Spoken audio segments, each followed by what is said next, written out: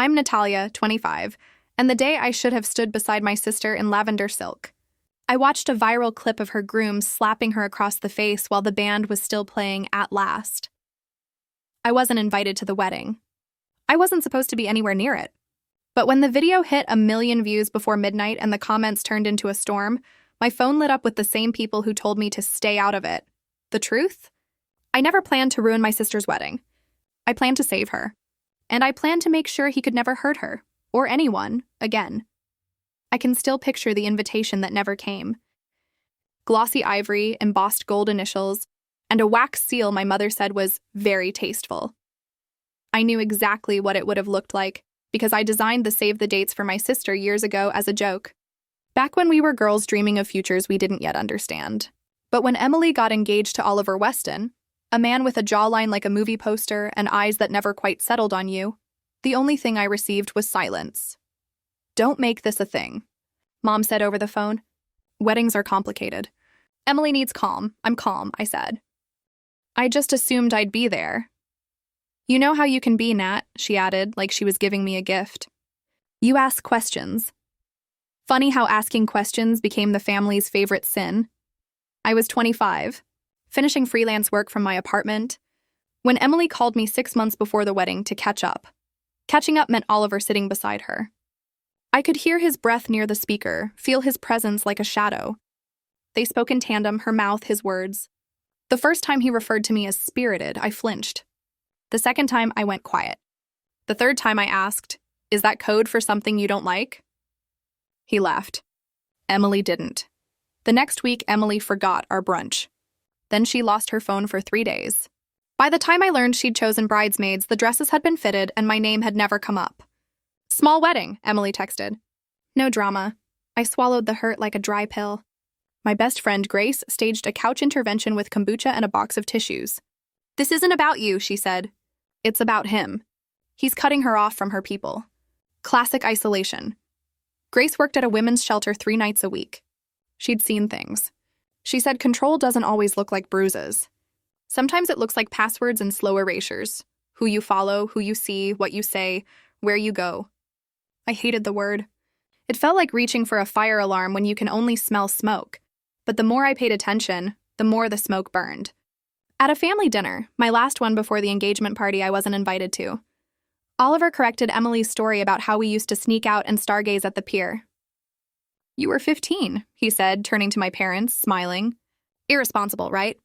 "God, we were kids," Emily giggled, then glanced at him for approval. The way you glance at the weather before you leave the house.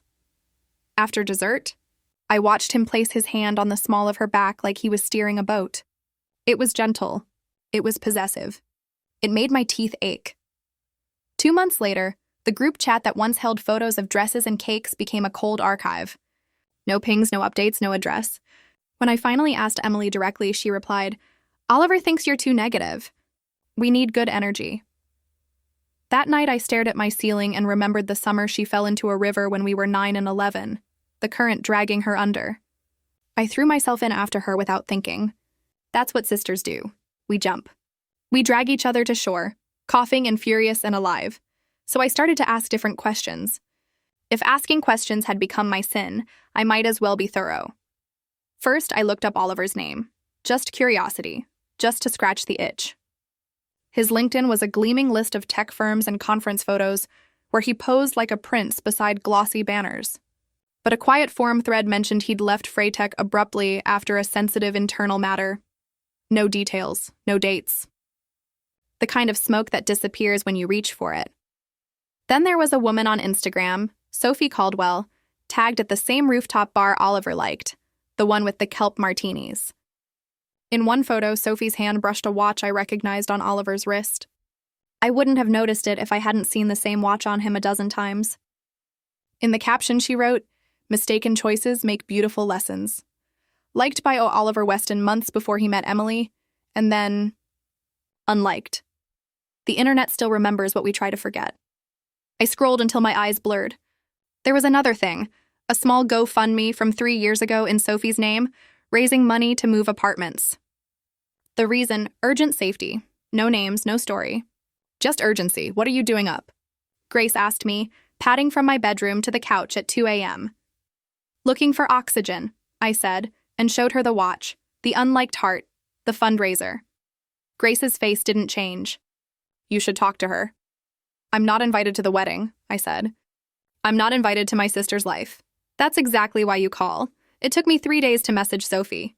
I wrote and rewrote 10 different paragraphs and settled on a single sentence. Did you know Oliver Weston? She didn't answer. 2 days later, a message appeared. Who's asking? My name is Natalia.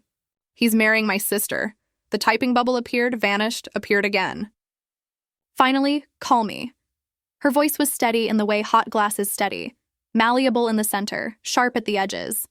She told me she had dated Oliver a year before Emily. He loved bombed, then policed. He didn't like her friends. He threatened to leave if she didn't match his standards. Once, when she said she didn't want another drink, he gripped her elbow so tightly she had a purple print of his fingers the next day. I made excuses, Sophie said, voice soft. He had a bad quarter.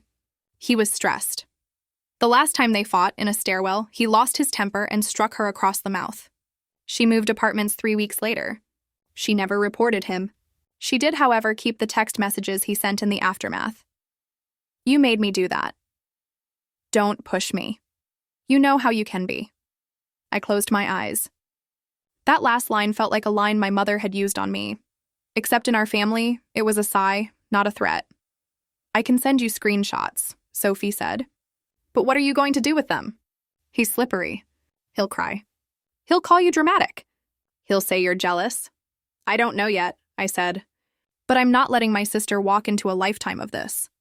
We built a folder together, timestamps, texts, an old HR email from Freytech encouraging Sophie to file a formal complaint even though she never did, a photo of her split lip dated and watermarked. Grace helped us organize it, not as vigilantes but as archivists careful with the truth.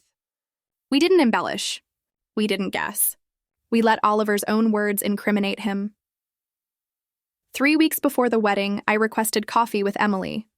She arrived 10 minutes late, cheeks glowing, hair in a neat twist. Oliver had bought her a pearl bracelet, she said, for being patient. She used the word patient like it was a prize. I need you to look at something, I said, sliding my phone across the table. She didn't. She folded both hands around her latte like a prayer and said, I know what you're doing, Nat. You're trying to ruin this. Trying to save you, I said. If I'm wrong, tell me I'm wrong after you look. She stared beneath her lashes, the way she did when we were kids, and I dared her to jump from the dock. Then she pushed the phone back without touching it. I won't let your paranoia ruin my life. Paranoia ruin my life. My paranoia? I whispered. Or his control. She stood shaking, tears crowding her eyes. You're not invited to the wedding, she said, voice cracking. Please don't come. I didn't say I hadn't been invited. I didn't say you can't ban me from caring if you exist.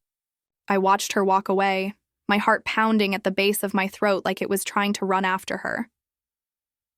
Grace put a hand on my shoulder. Okay, she said. So we pivot. What does that mean? It means, Grace said, we plan for the moment she realizes. We don't force it. We make sure when the curtain drops, the spotlight hits the right person. The plan took shape the way all honest plans do. Slowly, plainly, with room for mercy. I didn't want spectacle. I wanted safety. We added a letter to the folder, just for Emily, titled Open When It Hurts. Inside, we told the truth, that we loved her, that we'd help her leave, that leaving is not failing, that we would never say I told you so. We listed resources, numbers, a spare room at my place, a bag of clothes in my hall closet with her name on it. A ritual Grace swore made it easier to step out the door. Sophie, who owed Oliver nothing, volunteered the final piece. If he hurts her, I'll go public, she said. Not with humiliation, but with facts. I'm not hiding anymore. I didn't ask her to do that. I didn't want her to relive anything. But I understood. We are never as alone as abusers teach us to be. The wedding day arrived as if it were any other Saturday. Sunshine like a dare, clouds strolling the sky. The venue was a renovated cider mill with ivy and string lights, the kind of place where everything looks soft in photographs. I knew because I looked it up online, imagining Emily moving through those rooms like a dream she'd always had. I didn't go. I wouldn't have gone even if I had been invited. My presence would have been a war. I wanted a rescue. At 6:12 p.m., 1 hour into the reception, my phone buzzed with a message from our cousin Chloe, who worked part-time for the catering company and had been on the fence about telling me anything. She texted me a single line. "Something's off." Chloe said Oliver had been drinking, the smile on his face too wide, the laugh a little sharp. She'd seen him pull Emily aside twice, whispering, "I'm coming," I typed, then erased it. My plan was not to crash. My plan was to be ready. At 6:28 p.m., the first video appeared online. Not from Chloe. From a stranger at a nearby table who thought it was wild that the groom had lost it during the speech. The clip was 32 seconds. In it, Emily stood weeping quietly while the best man toasted. Oliver leaned in, said something we couldn't hear, and when she shook her head, he threw his hand across her cheek, a sharp flash of movement against fairy lights. Gasps. A chair scraping. The band still playing because musicians keep time even when the world stops. My hands went numb. Grace's face went white. "Now," she said. "Send it." Sophie posted her statement, simple, measured, devastating. She described the pattern, named the venue, dated her photos, included screenshots of his messages, and redacted nothing except her address. She didn't ask the internet to dox him. She asked it to believe women. She linked to the folder, which included one new item, "Open when it hurts." We had made it accessible only to Emily's email. Grace hit send on an email to my parents. "Help her. Do not shield him." And I sent Chloe a message. "Find Emily. Put this in her hand." It was a printed copy of the letter, folded into an envelope sealed with my initials. While the clip collected views and the comments shifted from gawking to rage, my mother called me for the first time in weeks. "What did you do?" she demanded, voice trembling. "What did he do?" I replied. "Where is Emily?" Zippers and shouting rustled through the line. Dad's voice in the background saying, "We need to get her out of here." Mom broke and said, "The police are here. The venue has a policy. They're asking him to leave." Then her voice softened into a child's. "Natalia, she asked for you." I didn't run red lights getting there. I floated through them. When I reached the cider mill, the parking lot was a theater of hazard lights and dresses hiked above ankles. The air smelled like apples and panic. Security guided guests out in quiet lines. I slipped past a group of bridesmaids with mascara tears and found Chloe, who grabbed my hand like I was the last rung of a ladder. "She's in the bridal suite," she whispered. "Aunt Diana's with her." My mother looked small when I walked in, finally smaller than the decisions she had made. She stepped aside. And there was Emily on a velvet ottoman, pearl bracelet snapped, cheek blooming into crimson. When she saw me, she broke like a wave. I gathered her in, breathing her shampoo, the old childhood scent of lemon and river water. "I'm sorry," she sobbed into my shoulder. "I'm so sorry." "You don't owe me an apology," I said. "You owe yourself an escape." She pulled back and blinked at me. Did you know?" "I knew enough to be scared," I said. "I brought you something." I handed her the letter. As she read, her face did that thing faces do when truth meets bone. It steadied. "You packed a bag?" she asked, startled, when she reached the line about clothes. "It's in my car," I said. "Do you want it?" "Yes," she whispered.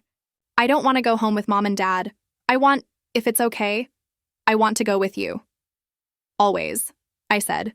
Police spoke to her gently. A female officer, Officer Reed, asked if she wanted to file a report. Emily nodded, then shook her head, then nodded again. The human heart changes its mind as it remembers how much it deserves. "Tonight we get you safe," Officer Reed said. "Tomorrow we talk options." Oliver was no longer on the property. He had left furious, a flurry of threats about lawyers and defamation. Outside, the internet swarmed, but inside the suite, time slowed to the rhythm of my sister's breathing. We changed her into jeans and my oversized hoodie. We left through a side door, not sneaky, just quiet. At my apartment, Grace had already set out tea and soft towels and a toothbrush in the guest bathroom. She hugged Emily with a look I recognized, the look of someone who knows the steps to this dance and wishes she had never learned them. We didn't look at our phones until midnight. When we did, an ocean had moved. Oliver's tech firm had placed him on leave, pending serious allegations. Freytech's old thread resurfaced under the clip, testimony from a woman who said he had punched a hole in a wall during a meeting. The best man, cowardly, suddenly brave under pressure from public opinion, posted that he'd always worried about Oliver's temper. Sophie's post had been shared 40,000 times. The comments were a chorus: "We see you. We believe you. Get out. I expected to feel victorious." Revenge is supposed to taste like sugar, but it tasted like salt, like the sea you swallow when you drag someone to shore. The next morning, our parents arrived with bagels and apologies in their eyes. Dad cried in the kitchen, wiping at his face like it was a problem to solve with a wrench. "I should have listened," he said. Mom, who had spent a lifetime smoothing messes until the floor disappeared beneath the carpet, said, "He told us you were jealous. He said you didn't want Emily to be happy." She looked at me like she was seeing a map she'd misread. "I'm sorry, Natalia." I wanted to ask her why my caution had sounded like rebellion to her while his confidence had sounded like truth. I wanted to ask her why women have to bleed to be believed. Instead, I hugged her, and she sobbed into my hair the way I had cried into Emily's. The days that followed were logistics. Lawyers, a restraining order, statements, therapy appointments, bad dreams, Grace's pasta. Emily slept on my couch for a week and then in my bed when the nights made her shake.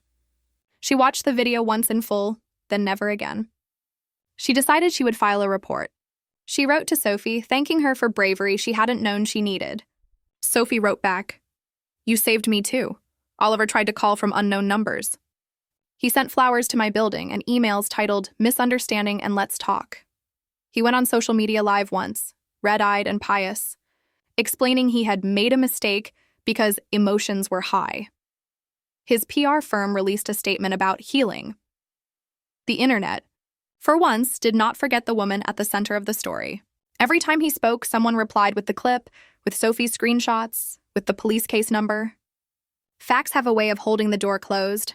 Emily, who had always shrunk herself to fit the room, began to expand. She started wearing her hair down again. She went back to work, where her boss tucked a note in her drawer. Paid time off if you need it. She took long walks with Grace. She laughed at memes. She cried at commercials. She threw out the pearl bracelet and kept the clasp as a reminder that nothing pretty is worth your peace. 2 months later, Oliver pleaded guilty to a misdemeanor assault charge. He agreed to mandated counseling and probation. He lost his position at the firm he thought would always protect him. He would move eventually to a new city where he'd pretend to be someone else. But the internet never forgets, and neither do women who learn the shape of their freedom. And neither do women who learn the shape of their freedom. The night Emily signed the final papers to annul the marriage, our state allowed it under certain conditions, she cooked dinner in my tiny kitchen. She made lemon chicken and roasted potatoes like our grandma used to, the apartment smelling like childhood and second chances. We ate at my wobbly table while rain tapped the windows.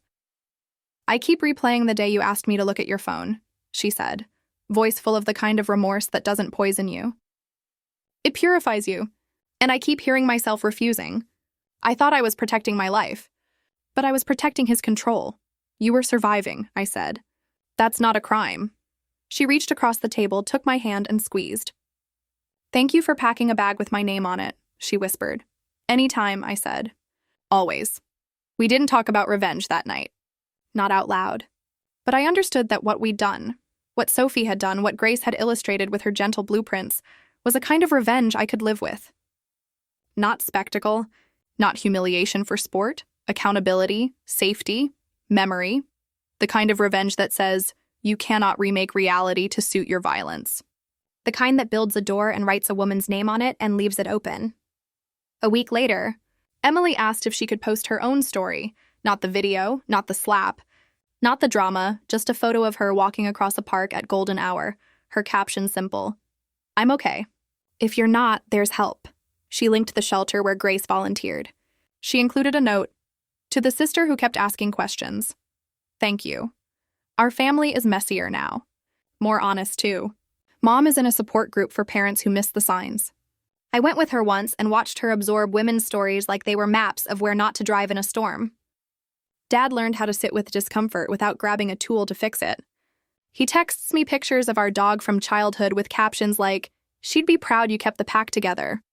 As for me, I started sleeping again. I designed invitations for a living now, ironic maybe. I decorate other people's beginnings, sealing them in wax, wishing them gentleness. I've learned that a beautiful beginning is only ever a promise.